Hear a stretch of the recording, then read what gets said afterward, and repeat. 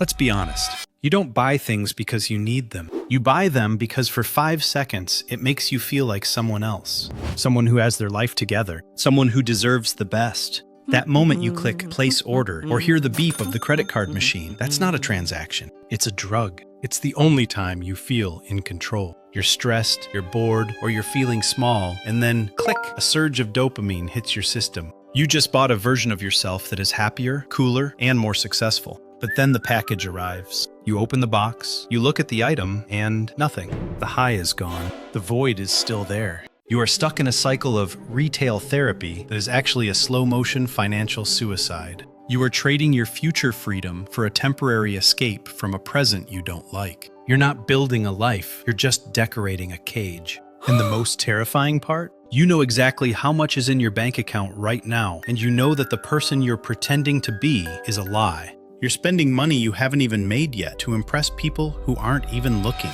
You're not rich. You're just an addict, and your dealer is an algorithm designed to keep you broke. You aren't buying a product. You're buying a mask. Every designer logo, every upgraded gadget, every overpriced dinner is just another brick in a wall you've built to hide the fact that you feel inadequate. You are practicing what I call identity cosplay. You're dressing up as a successful version of yourself, hoping that if the costume is expensive enough, the success will somehow become real. But here's the brutal reality. You are using money you haven't earned to buy things you don't need, to impress people you don't even like. You've accumulated an identity debt. You've projected an image of wealth that your bank account can't support, and now you're a slave to that image. You can't stop spending because if you do, the mask slips. If you stop buying the new season, people might realize you're just an ordinary person with a normal job and a lot of insecurity. You are terrified of being basic. You're so afraid of looking poor that you've guaranteed you'll never actually be rich.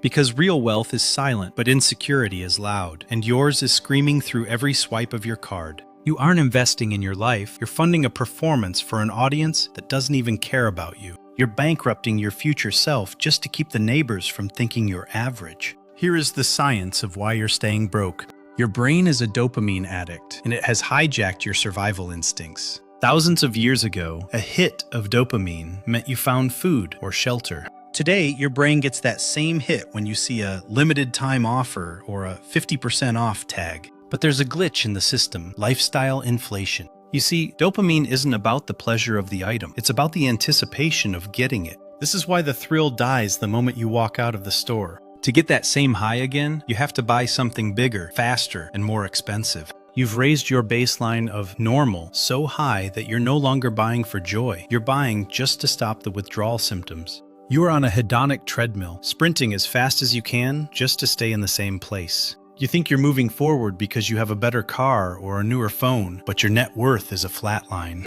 You've become a victim of sophisticated poverty. You have the toys of a millionaire, but the bank account of a servant.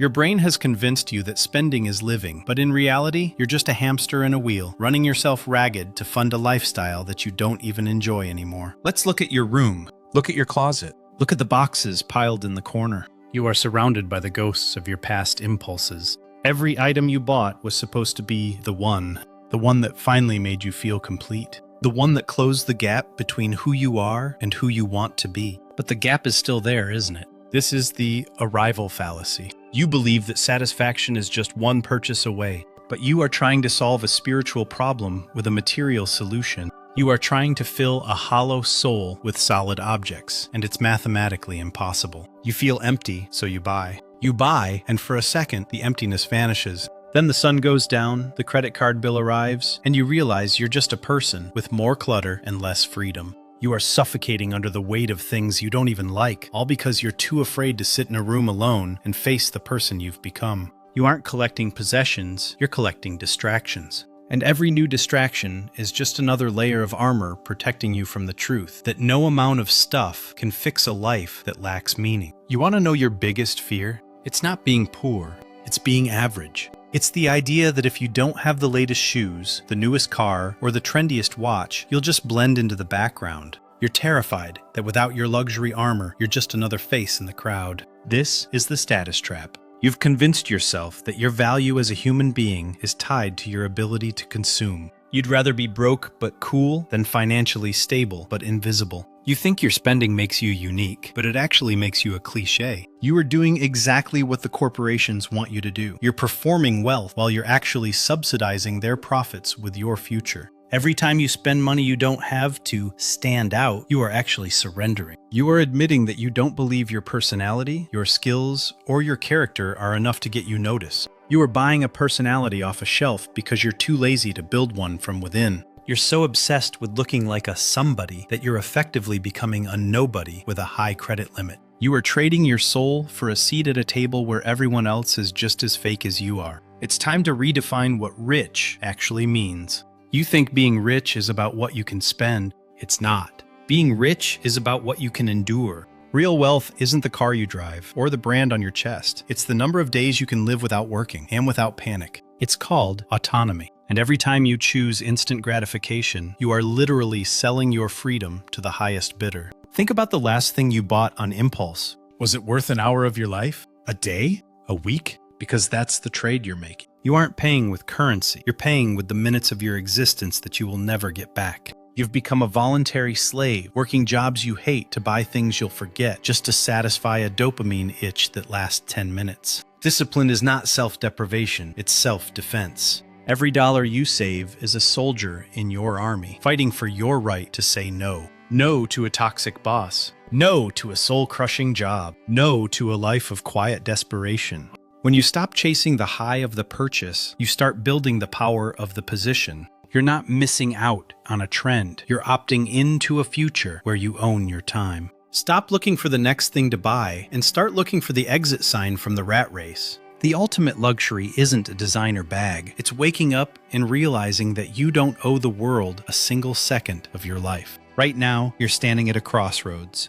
You can close this video, go back to your favorite app, and scroll until you find the next thing to buy. You can keep pretending that your mountain of stuff is a mountain of success, but you know the truth. You're drowning in shallow water.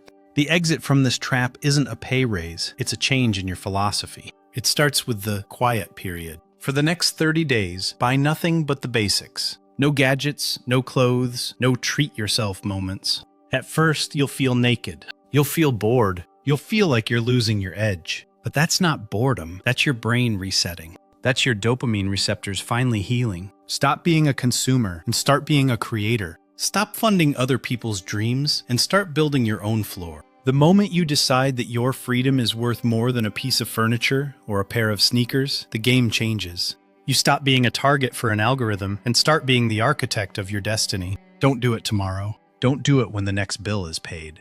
Do it now. Cancel the subscription. Delete the shopping app. Look at the money in your account and realize it's not for spending. It's for buying back your life. The world wants you broke, hungry, and desperate for the next hit. Disappoint them. Choose freedom. Choose yourself. Just stop buying and start living.